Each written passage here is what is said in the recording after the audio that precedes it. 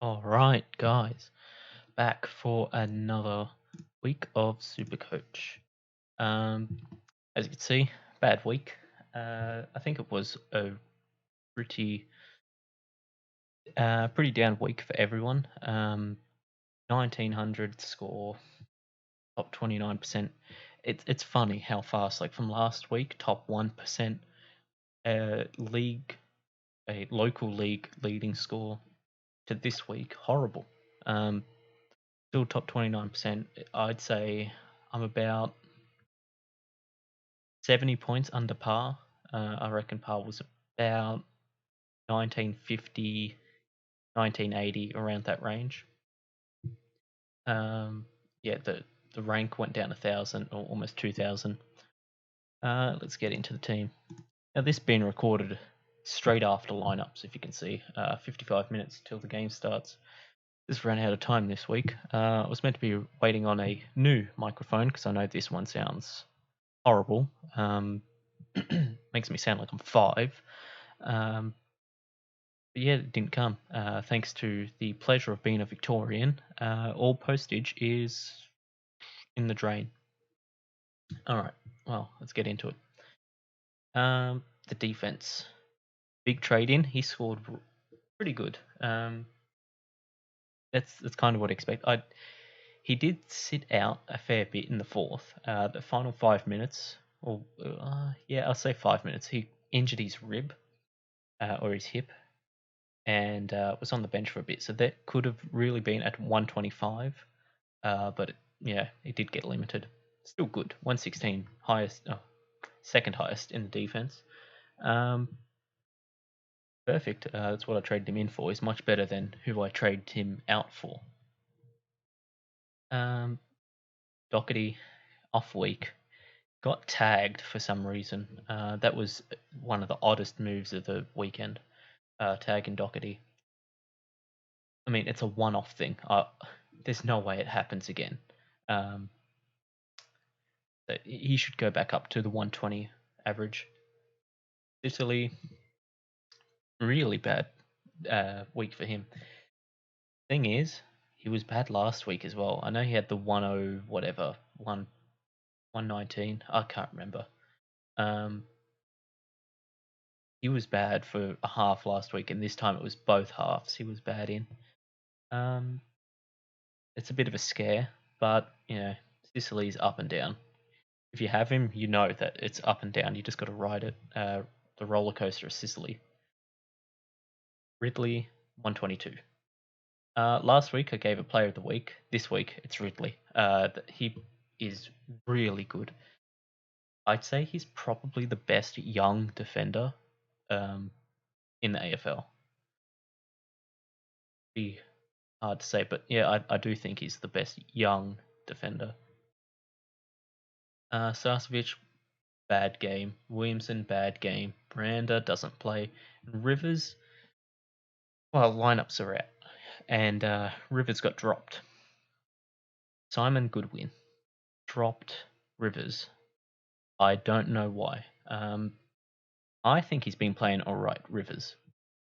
I haven't seen anything too bad. He's fast. He's a bit flashy. He's young, so he's not the best. But yeah, um, I did not see a reason to drop him. I thought Melbourne were better with him than without him. As for the midfield, Cripps, 116. It's better than what he scored the week before. I think the week before was 70 or an 80 score. 116 is fine. McRae missed the ton again. Oliver missed it, but only by 4 points. That I'm not too mad about, even though I think he could have been scaled up. He had that horrible kick at the end of the game. That's what dropped him under. Doesn't matter. All the Melbourne mids are kind of bad, and bad in comparison to other midfielders. But yeah, he'll do fine. Bont 55, 166 to 55. Every week he's gonna get tagged. It'll be like by some nobody, but he'll get tagged. Dangerfield 104 should have been a lot higher, but Dangerfield is mediocre at best. I'll get onto that later. McInerney, 51, kept his spot. That's all you can ask for. I think I'll have him on field this week. No, I won't. What time's Sydney game? Sunday. I can loop him. All right, that's fine. As I said, lineups have already came out at the time of recording, so I know Pickett is in and Bennell is in as well. Brown did lose his spot. They've got a new guy coming in. I can't pronounce his name. I don't even think the guy's in Supercoach yet. So he might be the next week trade target. Depends. Yeah, McHenry, 55. He got back to a 0 break even. What a man. Yeah, that's pretty much it there. I did take the Grundy Vice. 151. You're not going to not take that. At that point, I thought I was going to win the matchup. I'll show in a minute, but not me. I just ate, so yeah, that's why there's a couple of burps and stuff.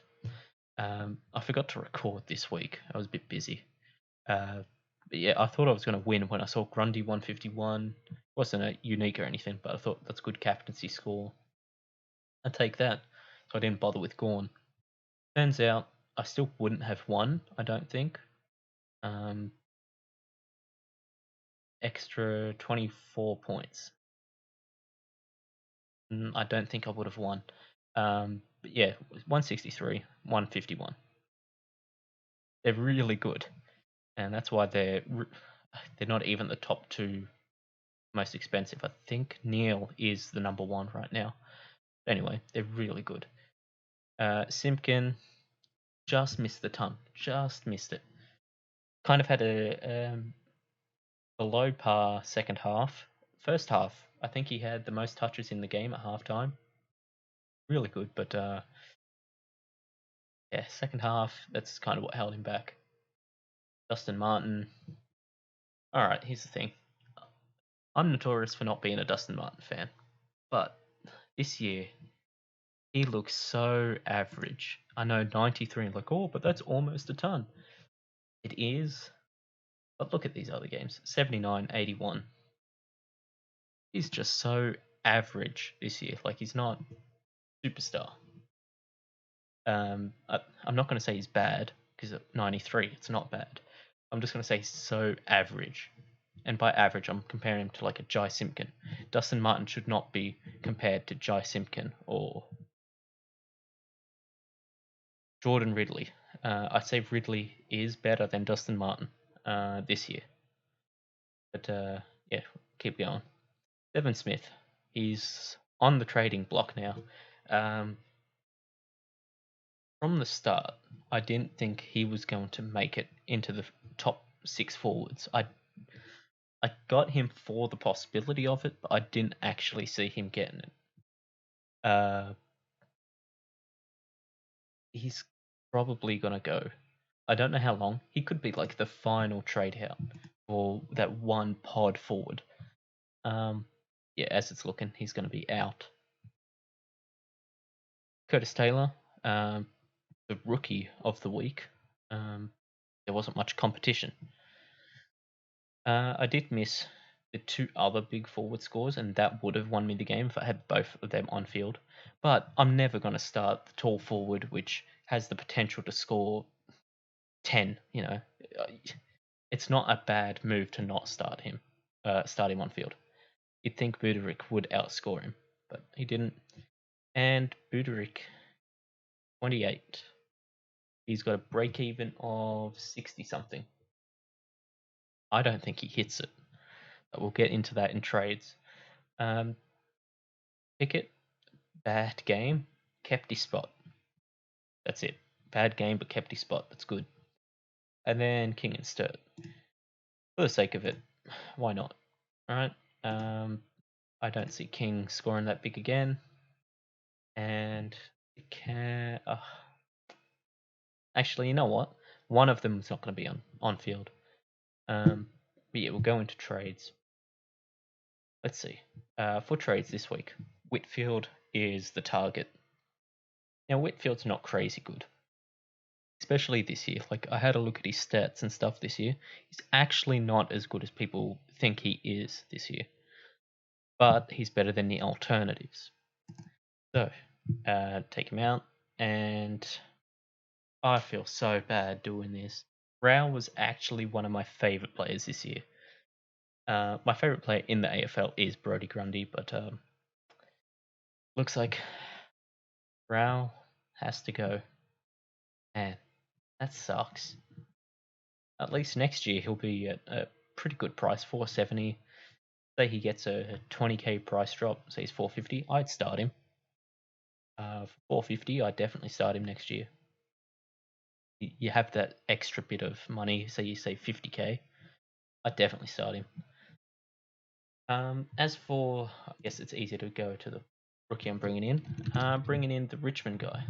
It's probably loud in your ears, the typing, but gotta make do till this new mic comes. Arts. He keeps his spot.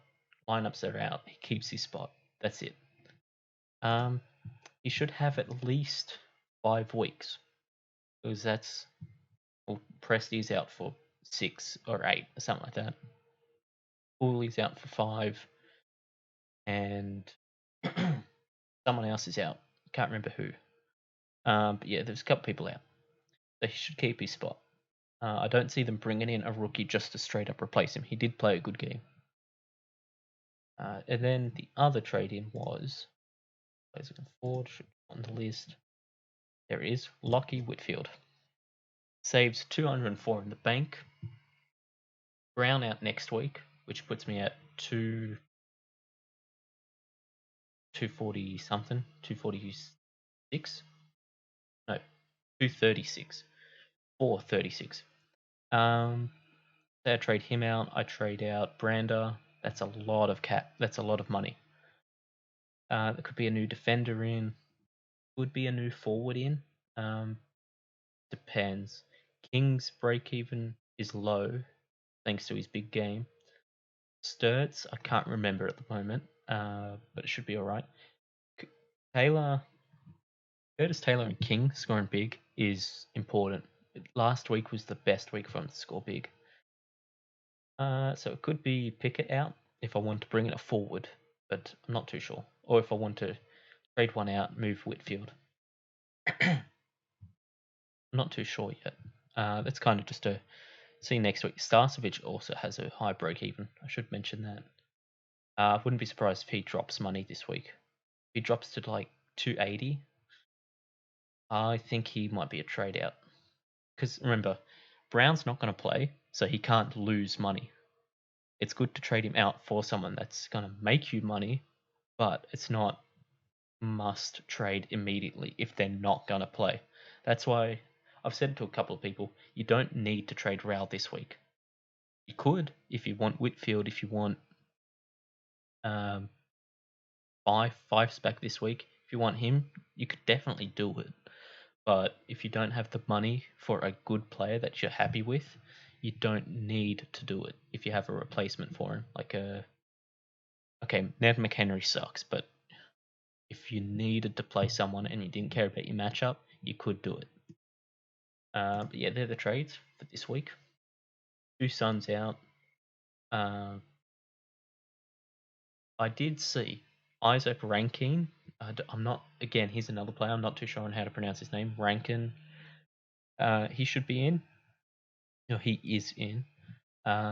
Hopefully he scores really good. Maybe he takes the Rao role and puts up, even if it's just near tons each week, like 80s. I'll be completely fine with that.